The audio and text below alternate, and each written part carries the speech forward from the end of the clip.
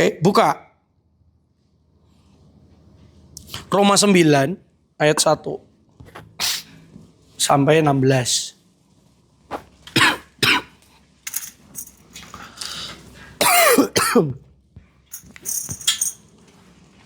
Roma 9 ayat 1 sampai 16.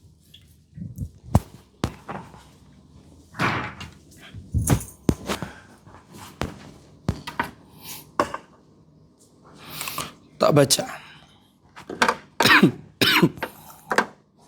Roma 9 ayat 1 sampai 6. Aku mengatakan kebenaran dalam Kristus. Aku tidak berdusta.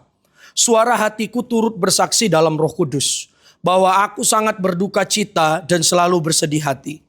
Bahkan aku mau terkutuk dan terpisah dari Kristus demi saudara-saudaraku, kaum sebangsaku secara jasmani. Sebab mereka adalah orang Israel, mereka telah diangkat menjadi anak, dan mereka telah menerima kemuliaan dan perjanjian-perjanjian, dan hukum Taurat, dan ibadah dan janji-janji. Mereka adalah keturunan bapa-bapa leluhur yang menurunkan Mesias dalam keadaannya sebagai manusia, yang ada di atas segala sesuatu. Ia adalah Allah yang harus dipuji sampai selama-lamanya. Amin. Akan tetapi firman Allah tidak mungkin gagal. Sebab tidak semua orang yang berasal dari Israel adalah orang Israel. Dan juga tidak semua orang yang terhitung keturunan Abraham adalah anak Abraham. Tetapi yang berasal dari Ishak yang akan disebut keturunanmu. Artinya bukan anak-anak menurut daging adalah anak-anak Allah. Tetapi anak-anak perjanjian yang disebut keturunan yang benar. Coba baca ulang. Roma 6 ayat 8 sampai 9. Sama-sama. Roma 9 ayat 6 sampai 8 sama-sama. Roma 9 ayat 6 sampai 8.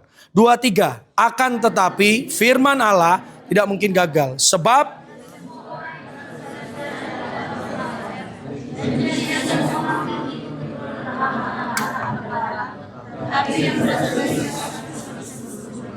artinya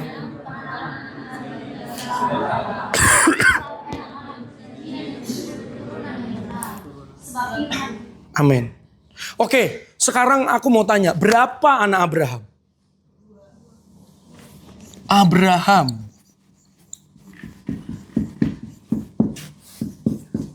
Ada berapa? 1.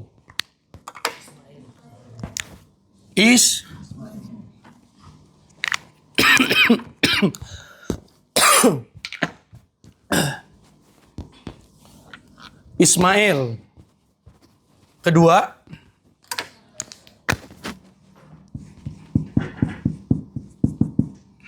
Mael. Ishak. Coba buka Kejadian 17 ayat 20. Kejadian 17 ayat 20. Kejadian 17 ayat 20.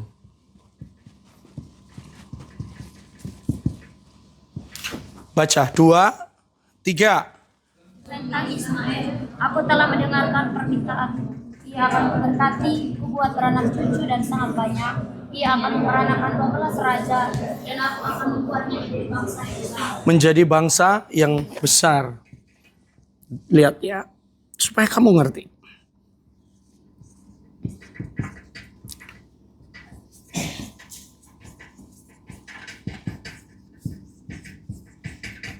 Oke, bangsa yang Isa menghasilkan berapa anak? Berapa suku? 12 suku. Coba kamu perhatikan, ini janji Tuhan. Oke? Firman Tuhan bilang, akan tetapi firman Allah tidak mungkin gagal. Sebab tidak semua orang yang berasal dari Israel adalah orang Israel. Kenapa? Dari seluruh keturunan Yakub, Yakub disebut Israel. Dari seluruh keturunan Yakub, tidak semuanya yang termasuk Israel itu orang Israel. Kenapa? Ada hamba, ada budak yang bukan dari keturunan Israel. Nggak ada. Jadi semua yang ada di Israel, orang Israel belum tentu keturunan Israel. Terus bilangnya, dan juga tidak semua yang terhitung keturunan Abraham adalah anak Abraham. Maksudnya bukan anak Abraham, berarti Ismail bukan anak Abraham. Dia anak Abraham.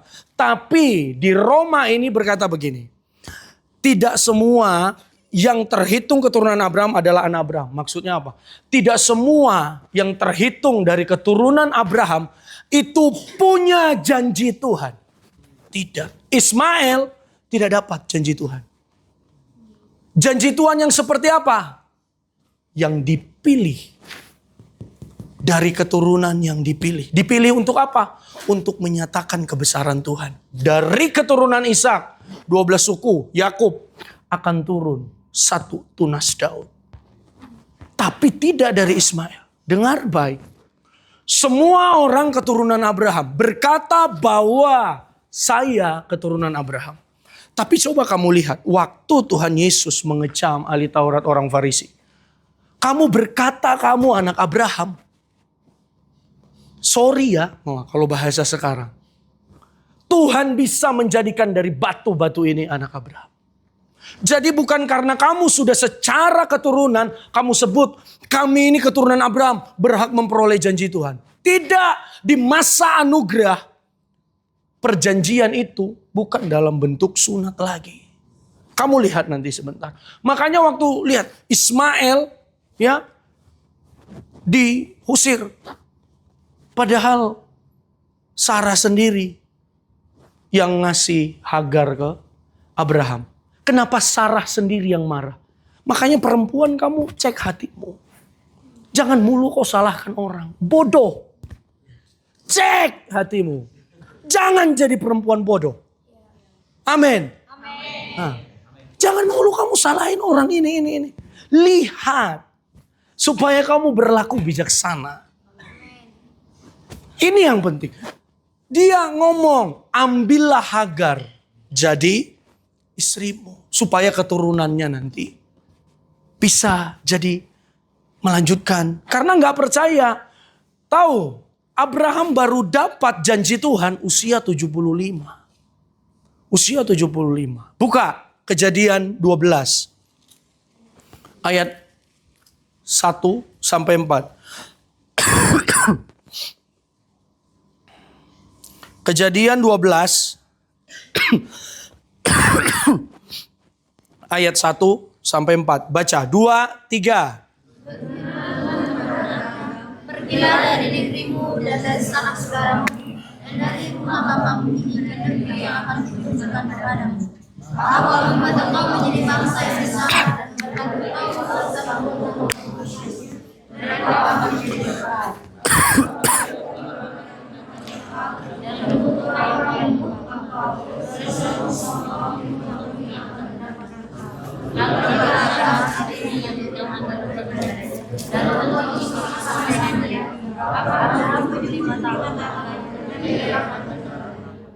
Yes. Usia berapa? 75. Di Kejadian 17 ayat 20. Kejadian 17 ayat 20.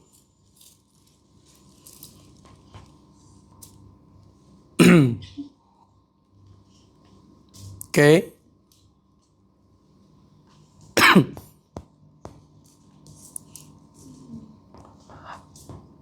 Dari ayat 15. Selanjutnya Allah berfirman kepada Abraham, tentang istrimu Sarai janganlah engkau menyebut dia lagi Sarai, tapi Sarah itulah namanya. Aku akan memberkatinya dan daripadanya juga aku akan memberikan kepadamu seorang anak laki-laki, bahkan aku akan memberkatinya sehingga ia menjadi ibu bangsa-bangsa. Raja-raja bangsa-bangsa akan lahir daripadanya. Lalu tertunduklah Abraham dan tertawa serta berkata dalam hatinya, mungkinkah bagi seorang yang berumur 100 tahun dilahirkan seorang anak, dan mungkinkah Sarah yang telah berumur 90 tahun itu melahirkan seorang anak? Dan Abraham berkata kepada Allah, sekiranya Ismail diperkenankan hidup di hadapanmu. Tetapi Allah berfirman, tidak, melainkan istrimu Sarah lah yang akan melahirkan anak laki-laki bagimu, dan engkau akan menamai dia Ishak, dan aku akan mengadakan perjanjianku dengan dia menjadi perjanjian yang kekal untuk keturunannya. Jadi dari Abraham baru bisa ketemu Ishak, ada gap waktu 25 tahun. Bagaimana cara dia menantikan Tuhan? 25 tahun. Kamu aja, orang mulai manula itu udah usia berapa? Udah mulai tidak lagi datang haid perempuan. Bagaimana dengan laki-laki? Makanya dia heran, bagaimana mungkin Tuhan? Laki-laki 100 tahun bisa punya keturunan. Bagaimana Sarah yang istriku 90 tahun masih bisa punya anak, ini gimana caranya? Manusia akan berkata itu mustahil. Tapi coba kamu lihat sisi yang lain. Kalau Tuhan punya janji, bagaimanapun dia akan genapi janji. Dari 12 suku, terus dia bilang apa? Lahir raja-raja. Memerintah bangsa-bangsa. Mereka sama-sama dapat janji Tuhan. Kenapa? Yang Ismail diminta Abraham. Tapi Ishak gak bisa. Abraham gak bisa melihat Ishak. Karena tertutup. Karena kosong. Karena melihat kenyataan. Bagaimana mungkin bisa muncul dari keturunanku lewat Sarah ini? Gak mungkin. Dia gak bisa lihat Ishak. Sudah 25 tahun. Coba kamu perhatikan perjalanan dia. Dari keluar dari Ur Kasdim. Waktu Tuhan bilang, aku akan menjadikan keturunanmu seperti bintang di langit, pasir di laut. Mungkin 1 tahun pertama dia semangat. 2 tahun kedua. 3 tahun, 4 tahun, 5 tahun, 6 tahun. Sampai 25 tahun. Pas janji Tuhan datang lagi, dia bilang apa? Bagaimana mungkin orang yang usia 100 tahun ini bisa dapat keturunan? Ah Tuhan, sekiranya Engkau berkenan Ismail ada di hadapanmu. Dia masih berharap yang ini. Masih berharap supaya Ismail yang jadi keturunannya. Karena dia tidak bisa melihat Sarah mengandung. Tertutup. Nggak mungkin. Bagaimana mungkin bisa ada janji Tuhan? Ini udah tertutup. Nggak mungkin. Bagaimana mungkin? Makanya dia tertawa. Coba kamu lihat ke dalam dirimu. Waktu janji Tuhan disebut, kamu akan sering melihat ke dalam dirimu. Apakah kekuatanku sanggup untuk memenuhi janji Tuhan? Apakah kemampuanku sanggup untuk menggapai janji Tuhan? Waktu dia berkata kamu akan jadi penginjil. Kamu akan pergi ke bangsa-bangsa. Kecenderungan kamu, amin di 1 tahun pertama. Mulai 2 tahun, 3 tahun, 4 tahun baru kamu bilang, mana janji Tuhan? Kok belum ada? Kenapa? Karena kamu mulai melihat kekosongan di dirimu. Kok nggak ada ini? Kok nggak ada? Makanya kamu akan berkata begini, Tuhan yang sudah ada aja sekarang. Misal kamu jadi guru. Dan kamu akan bilang, udah Tuhan aku puas dengan jadi guru. Karena Abraham puas dengan Ismail. Padahal Tuhan menyatakan janji harus lewat Sarah. Bukan Hagar. Tapi dia puas dengan Ismail. Ah Tuhan, kalau boleh sudah Ismail aja diperkenankan hidup di hadapanmu. Ismail saja Tuhan. Udah. Kenapa? Karena udah gak bisa melihat. Bapak Abraham pun pada kondisi frustrasi. Gak ada. Mana berkat? Gak ada dari Sarah, gak ada Tuhan. Tapi sekali lagi, kalau Tuhan punya janji, dia tidak mau kamu melihat ke arah dirimu. Ke arah finansial keluargamu. Ke arah kemampuan ekonomimu. Dia tidak mau kamu lihat ke situ. Tapi kamu harus punya dasar janji Tuhan untuk jalan dengan Tuhan. Harus. Karena kalau kamu cukup puas di Ismail, kamu akan bilang, sudah Tuhan. Enough. Ini aja aku udah puas. Udah cukup Tuhan. Kenapa? Janji Tuhan juga besar. Diberkati. Beranak cucu sangat banyak dia bilang. 12 raja. Terus bangsa yang besar. Kamu akan berkata, Tuhan udah ini aja. Ini udah luar biasa nih. Ini udah sangat luar biasa. Aku udah cukup dengan ini. Tapi Tuhan bilang, bukan itu. Bukan Ismail. Ada yang lebih. Karena bukan hanya 12 raja, tapi raja-raja. Ada yang lebih besar, bukan hanya bangsa yang besar, tapi memerintah bangsa-bangsa. Tuhan itu punya kapasitas yang dia kalau pilih kamu, dia tidak hitung kekuatanmu. Tidak. Dia tidak hitung kemampuanmu seberapa. otakmu jangkauannya sebesar apa. Kalau dia mau pakai orang yang paling pintar, kenapa dia tidak pilih orang yang IQ-nya 150 ke atas? Untuk memberitakan kabar baik. Tapi kenapa orang yang bodoh kayak kita ini, yang perlu ditolong tiap hari untuk memberitakan firman. Tapi banyak orang stop di sini, Dik. Stop untuk tidak lagi mengharapkan yang ini. Stop di Ismail, sudah puas. Sudah cukup. Karena juga besar. Tidak punya lagi kekuatan untuk mengharapkan sesuatu yang jauh lebih besar. Tidak. Padahal Tuhan bilang, ada. Ada. Aku membuat perjanjian bukan dengan Hagar.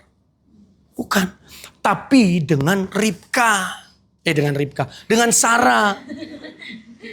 Dengan Sarah, aku mau Sarah. Bukan Hagar. Tolong. Hagar namamu bukan Hagar lagi ya. Ribka namamu. Caca Ribca. Dengan Sarah, dia nggak mau. Dia nggak mau dengan Ismail. Ismail tetap diberkati Tuhan. Kenapa? Karena permintaan Abraham. Bukan karena perkenanan Tuhan pertama. Permintaan dia. Tuhan sekiranya. Kenapa? Karena dia berusaha untuk memotong sendiri janji Tuhan. Karena yang ada di depannya ini sudah cukup Tuhan. Tapi Tuhan bilang tidak. Aku tidak mengikat perjanjian terhadap Hagar. Tidak.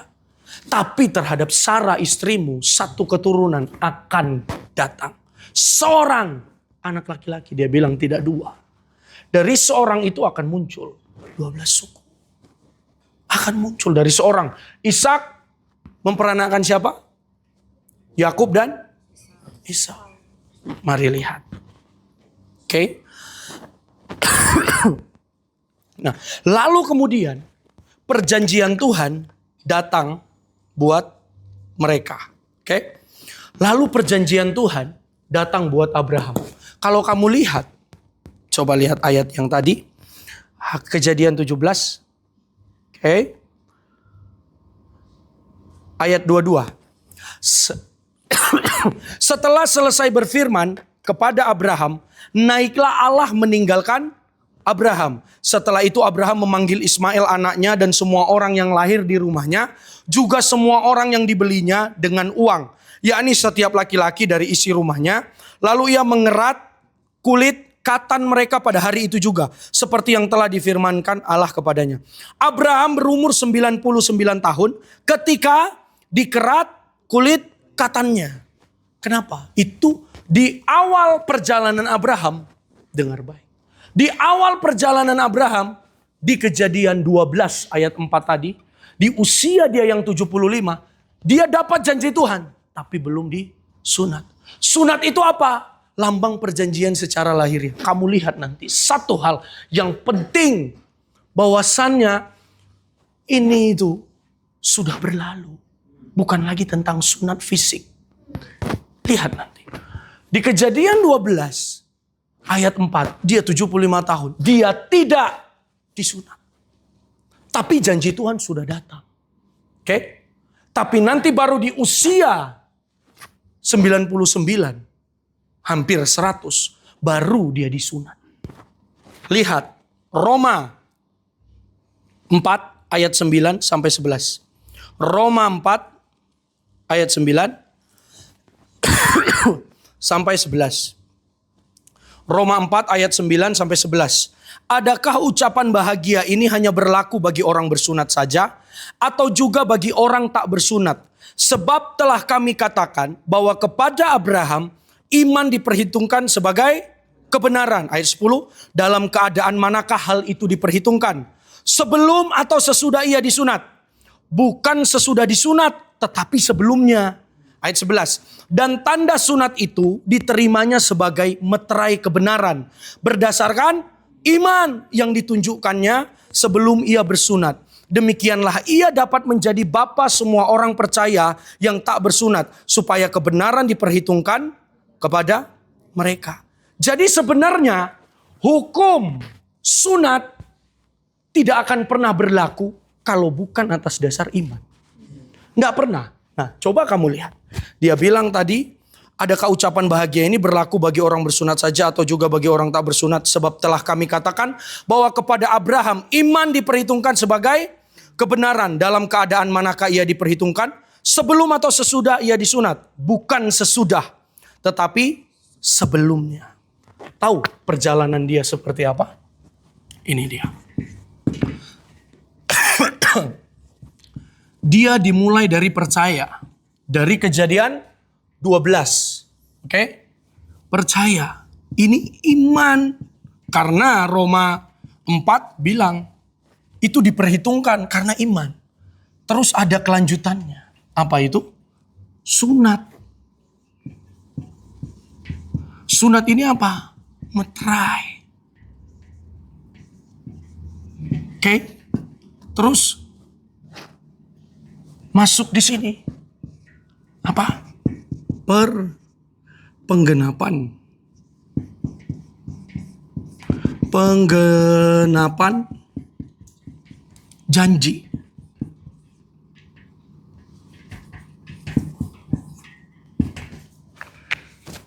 PL di Abraham, dia percaya. Oke? Dari percaya, lalu ada meterainya. Meterainya apa? Harus disunat. Makanya perjalanan Abraham dihitung sebagai perjalanan iman.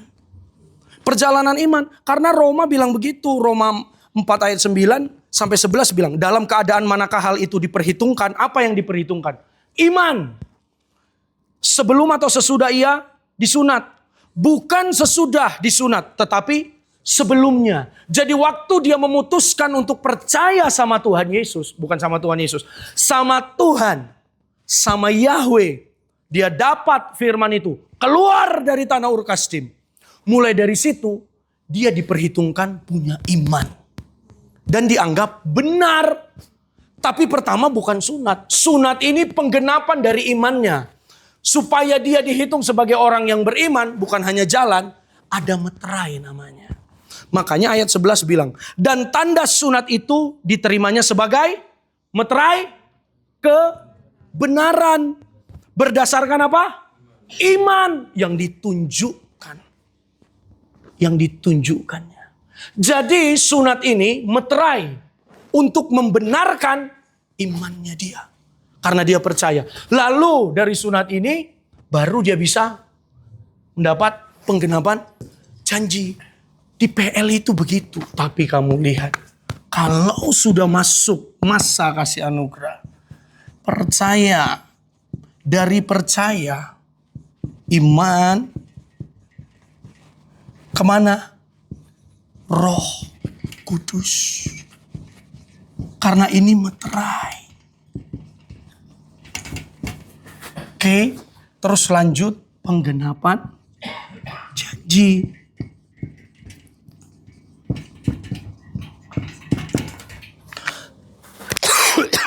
Kamu lihat bedanya.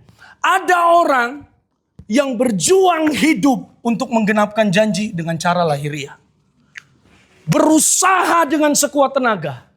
Berusaha dengan kemampuannya. Waktu dia dapat doa, dapat nubuatan, dapat janji Tuhan. Dia akan bilang, aku harus usahakan. Semua gimana caranya aku akan usahakan. Semuanya akan aku usahakan. Tapi dia lupa kalau dia melakukan dengan ini, Abraham itu dihitung dengan iman. Iman, makanya dia yang dapat penggenapan janji.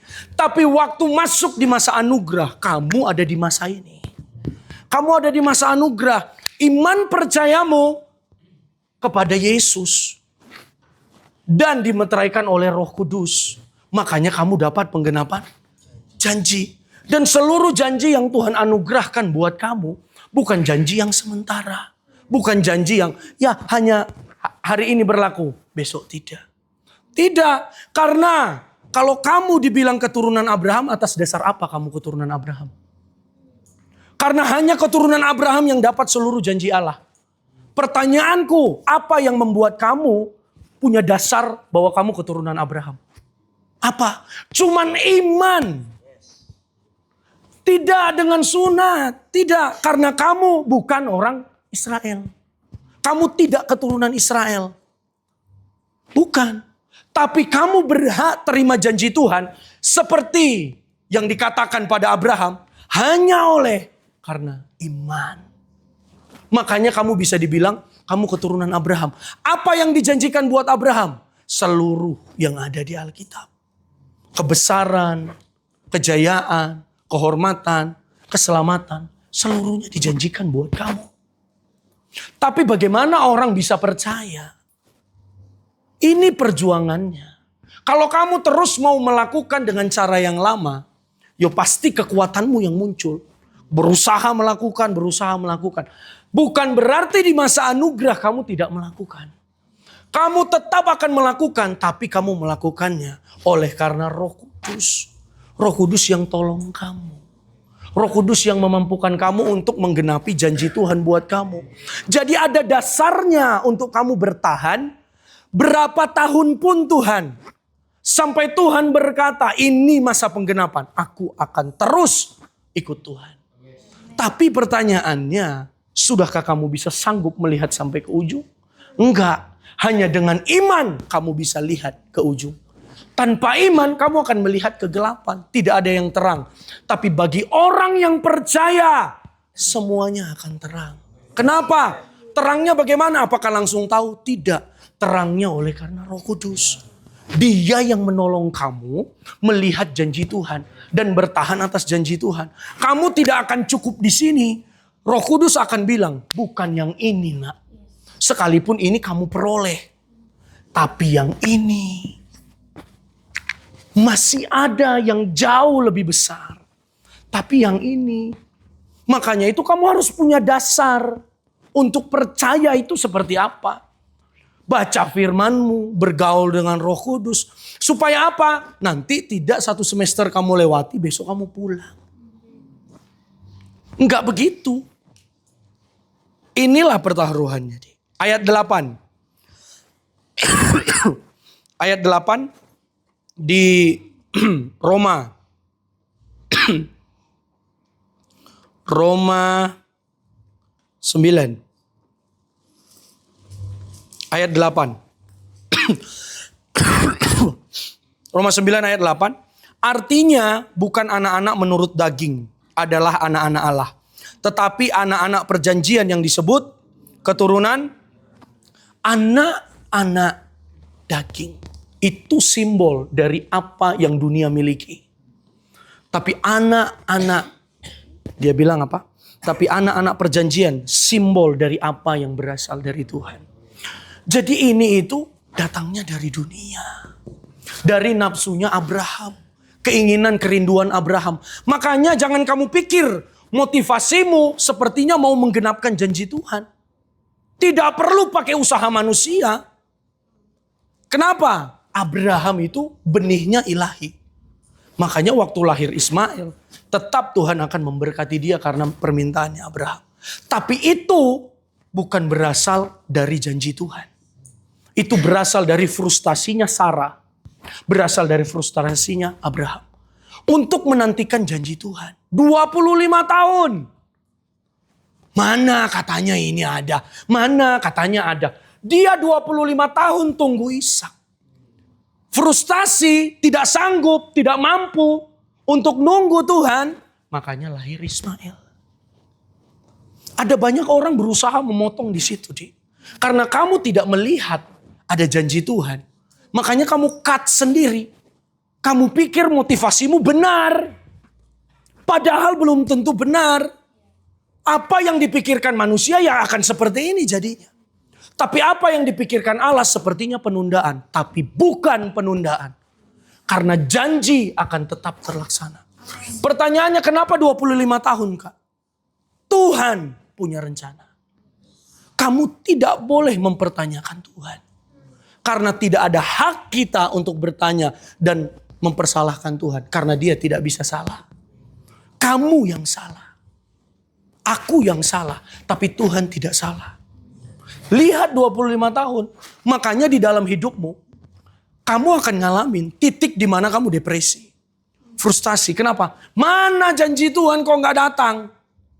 Tapi aku akan menyarankan kamu. Jangan berhenti di sini.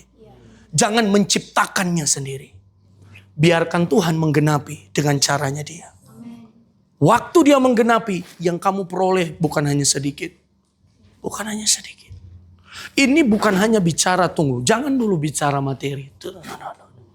Tapi seluruh yang Tuhan janjikan di dalam Kristus. Apa aja. Bukan hanya yang jasmani, tapi yang lebih penting, yang ilahi itu. Yang tidak bisa diberikan dunia sama kamu. Itu yang jauh lebih penting.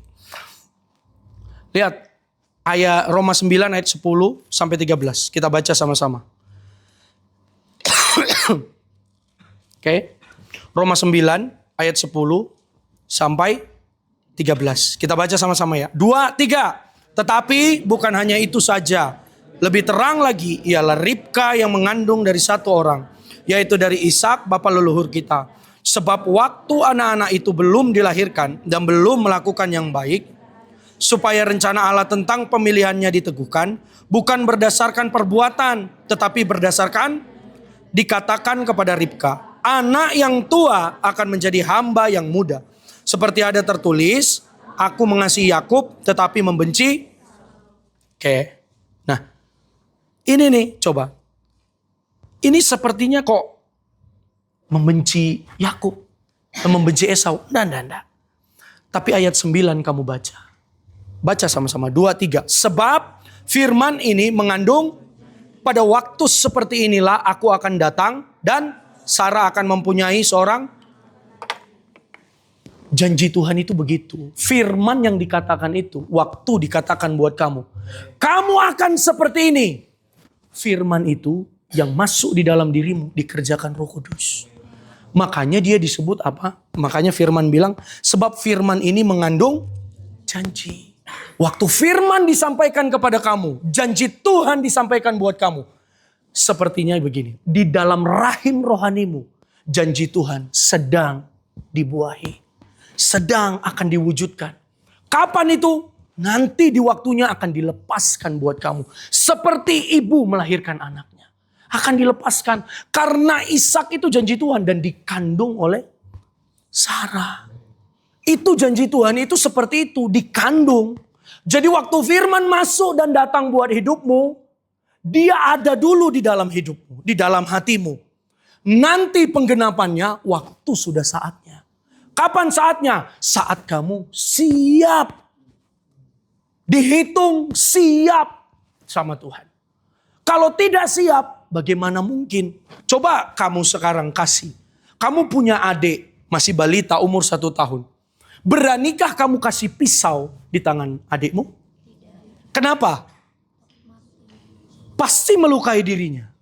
Tapi kalau pisau di tangan chef, jadi apa? Banyak, platingannya bagus, potongannya rapi.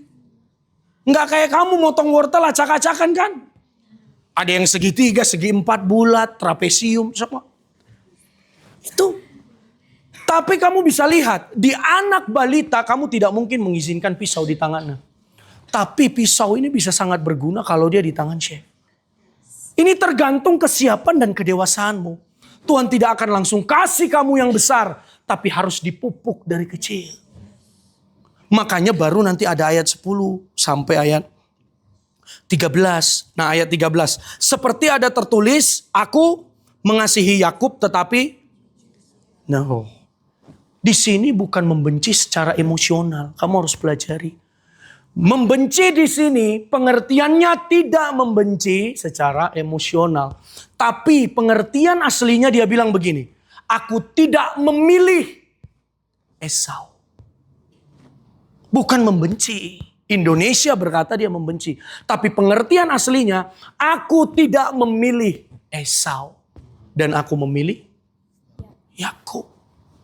Ternyata inilah kedaulatan Tuhan. Kamu akan dapatkan yang seperti ini. Lanjut. Ayat 14 sampai 16. 2, 3. Jika demikian, apakah yang hendak kita katakan? Apakah Allah tidak adil? Mustahil. Sebab ia berfirman kepada Musa, aku akan menaruh belas kasihan kepada siapa Dan aku akan bermurah hati kepada siapa aku mau. Jadi gimana, Dik?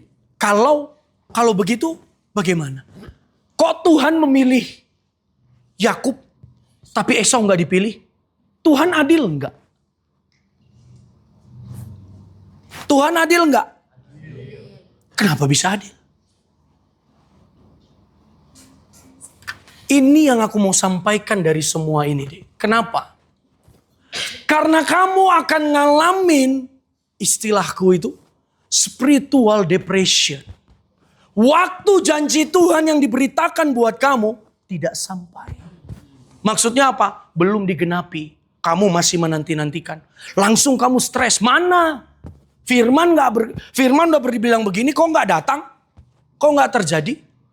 Untuk menantikan ini, kamu akan mengalami satu titik itu kalau kamu tidak punya dasar yang benar. Apa namanya? Spiritual depression. Spiritual depression. Tulis.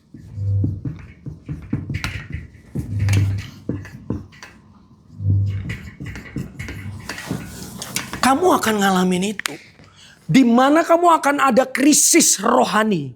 Imanmu turun. Kekuatanmu berharap habis. Kekuatanmu berharap habis. Cintamu untuk Tuhan habis. Lenyap. Bahkan untuk beriman pun udah gak ada kekuatan. Kenapa? Udah habis. Kamu ngalamin itu. Kamu akan bilang, mana janji Tuhan? Tapi firmannya bilang, oleh karena bilur-bilurnya, aku sembuh. Kenapa aku gak sembuh? Tapi firman bilang harusnya sembuh. Kok gak sembuh? Tuhan adil gak?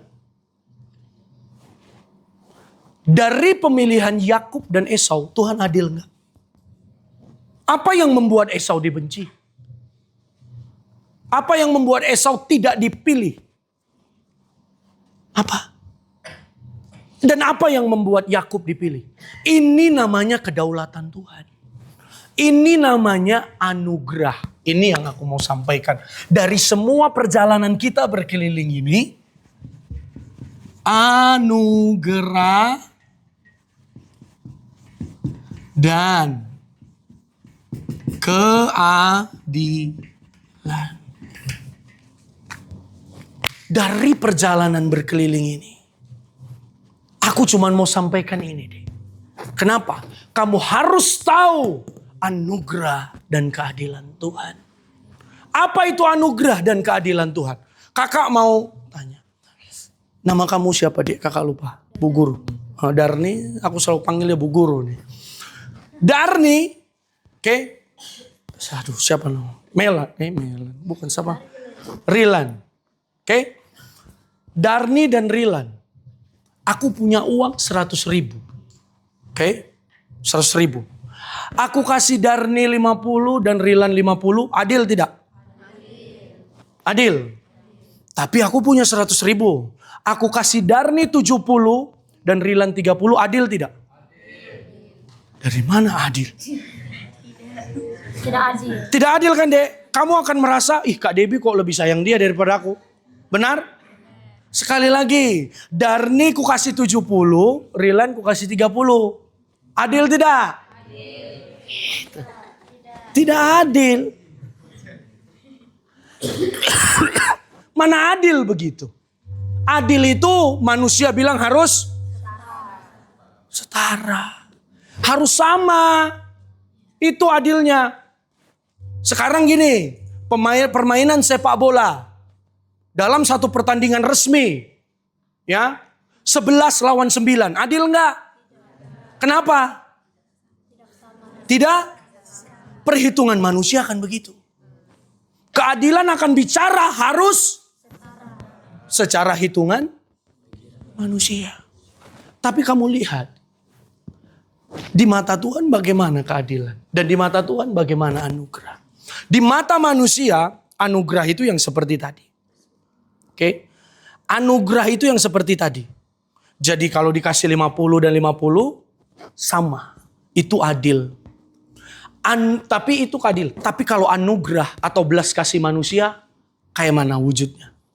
Anugerah atau belas kasihan manusia, wujudnya itu tahu apa? Empati dan simpati, rasa kasihan, dan lain-lain.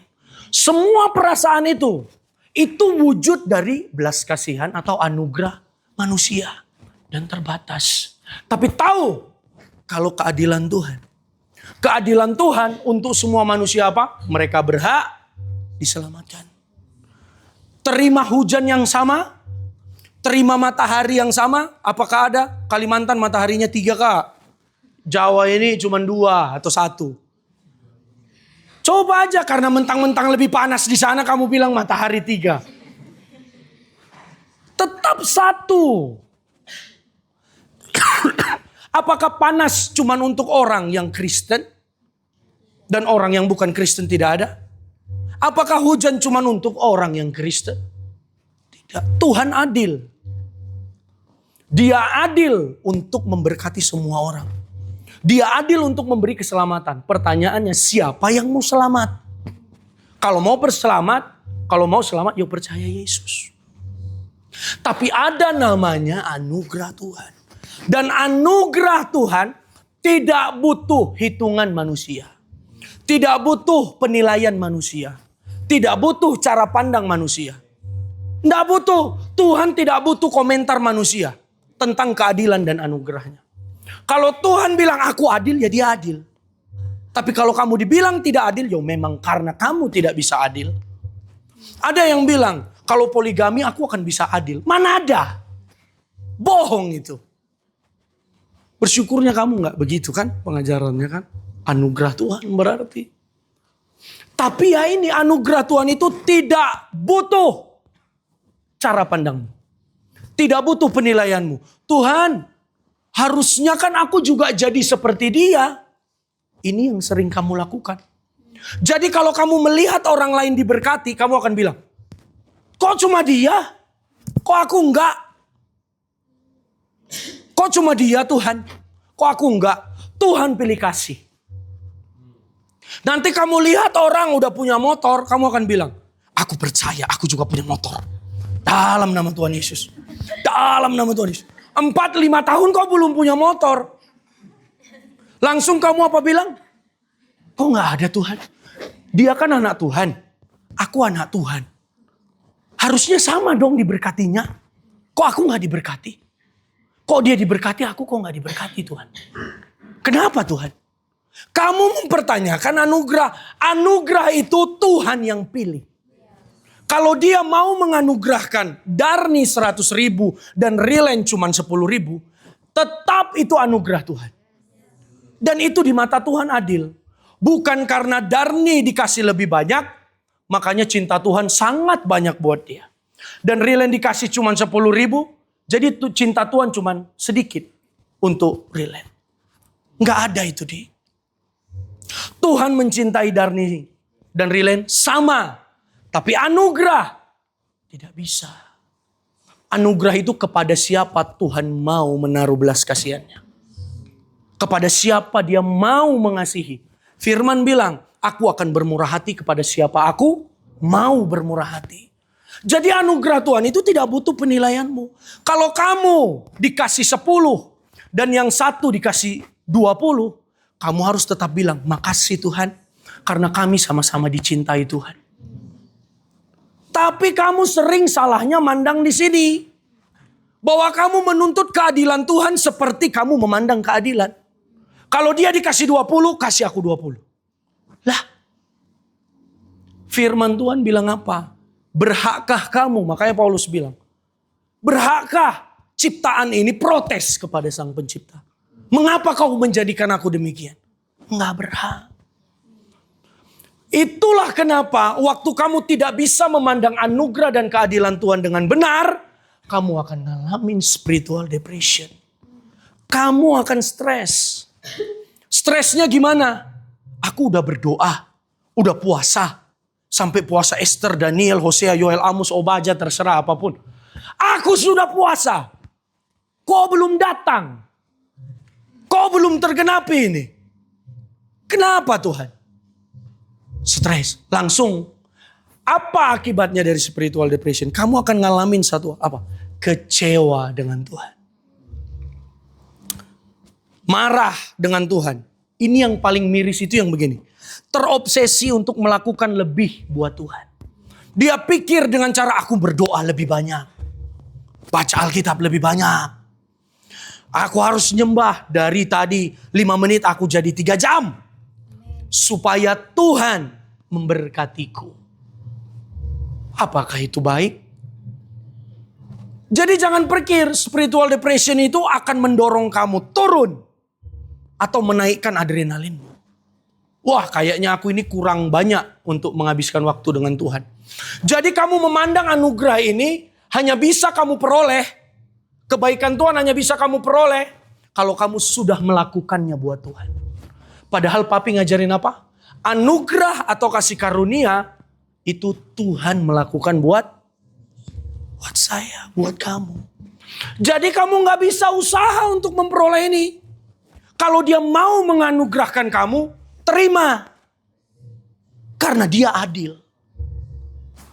Tapi orang banyak salah di sini, makanya dia stres. Nanti kalau udah mau perjamuan kasih.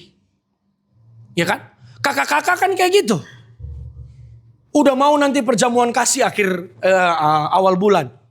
Aduh, aku harus beriman. Aku harus ada uang. Pokoknya harus ada uang.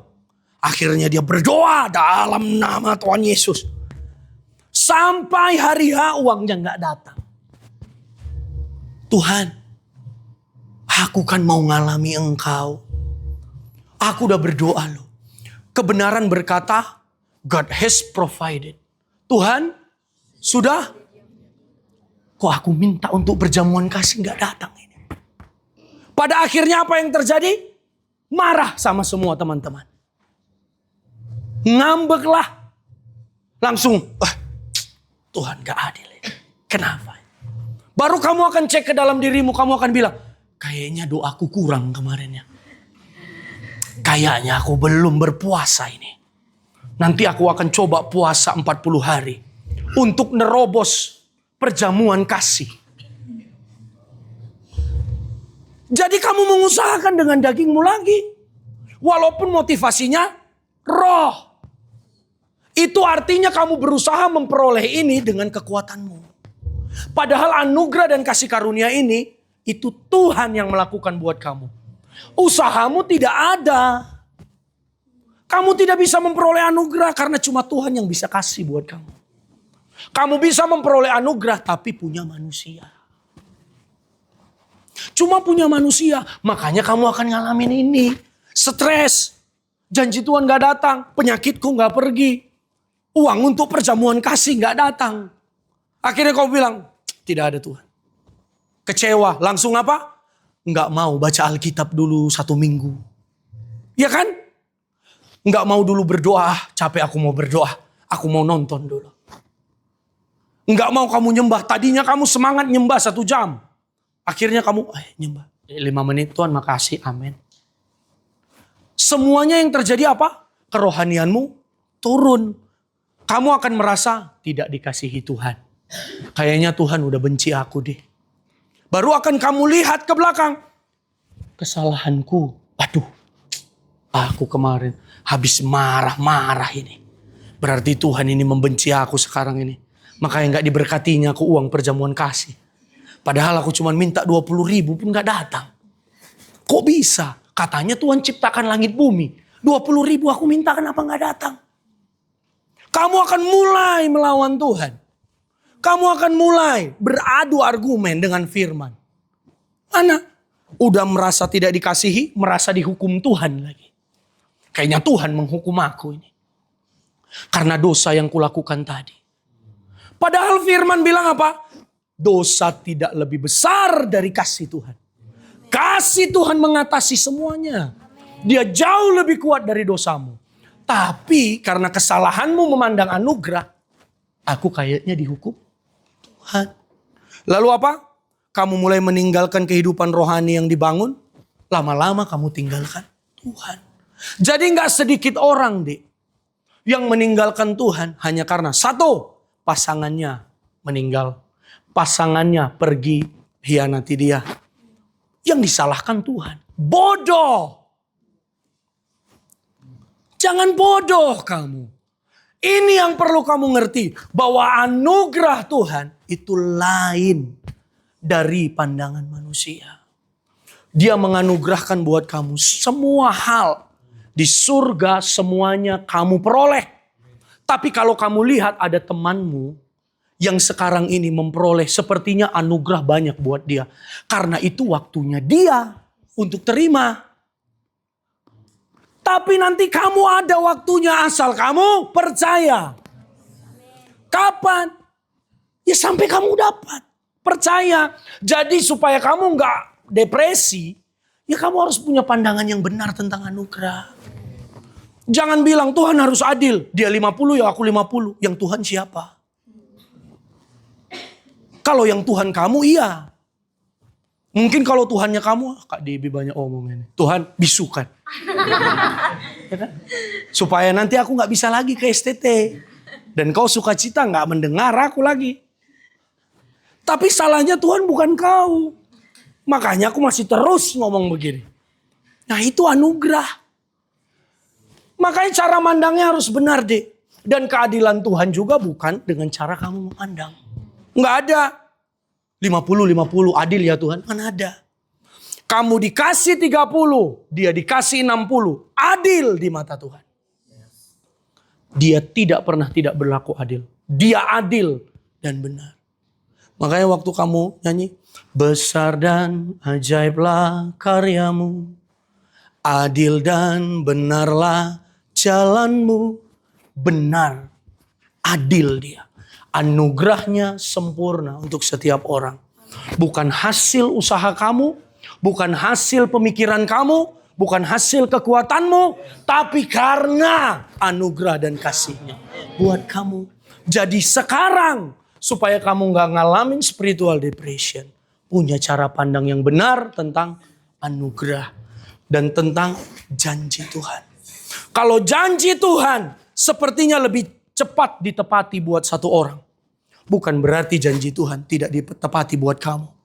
Hanya memang itu waktunya dia dan waktunya kamu nanti. Tetap akan ada. Karena waktu Tuhan tidak terbatas. Ada orang di usia 40 baru jadi hamba Tuhan.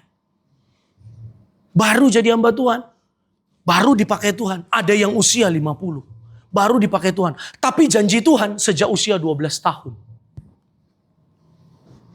Dari usia 12 tahun sama hamba Tuhan ini, Tuhan udah bicara, aku akan pakai kamu jadi hambaku.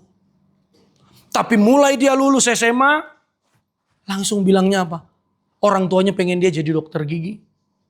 Enggak, dokter gigi. Tuhan, aku tidak akan keluar kamar kalau Tuhan tidak bicara. Biar mati-mati. Enggak makan aku. Dia gitu, puasa dia. Tuhan gak datang, Tuhan gak datang. Sampai menit-menit terakhir. Ya sudah kalau gitu. Aku mati aja. Tiba-tiba bicaralah Tuhan. Ikuti orang tuamu. Karena nanti setelah itu baru aku akan panggil kamu. Jadi dokter gigi. Sudah selesai jadi dokter gigi. Kapan Tuhan? Jalani dulu jadi dokter gigi. Dijalani jalan-jalan. Baru usia 40 tahunan. Baru dia bilang, sekarang tinggalkan dokter gigi. Jadi hambaku. Baru dia tinggalkan. Lihat janji Tuhan dari usia 12 tahun. Kamu baru diberitakan sekarang.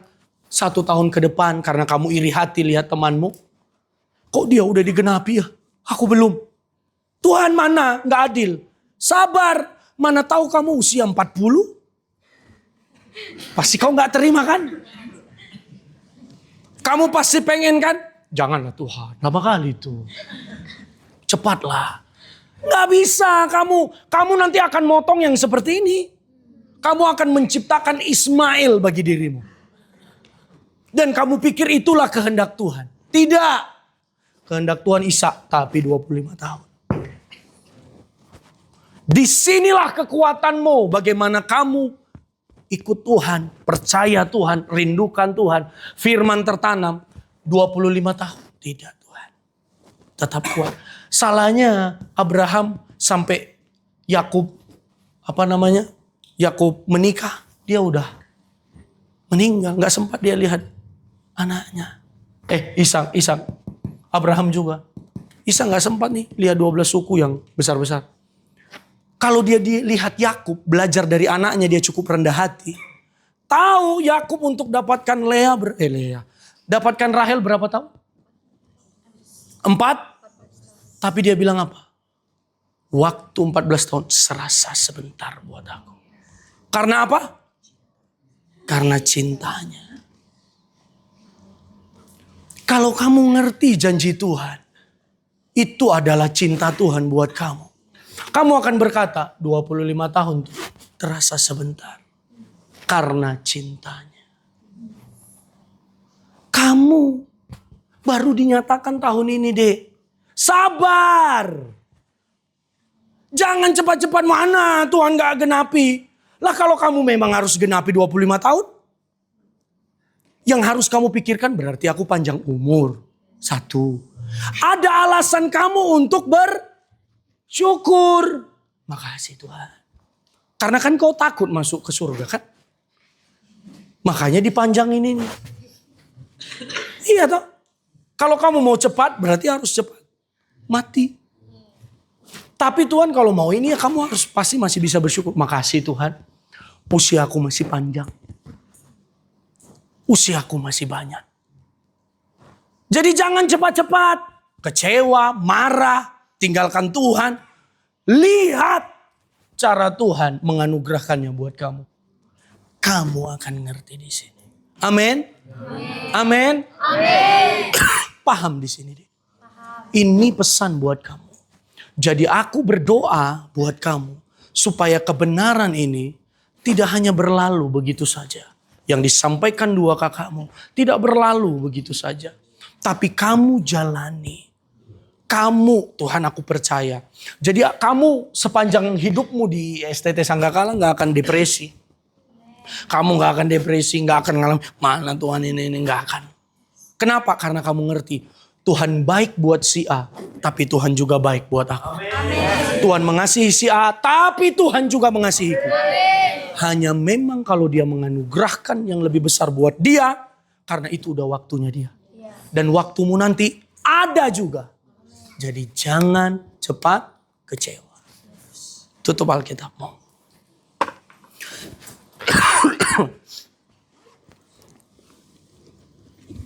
Terima kasih Bapak. Terima kasih Tuhan. Kami mengucap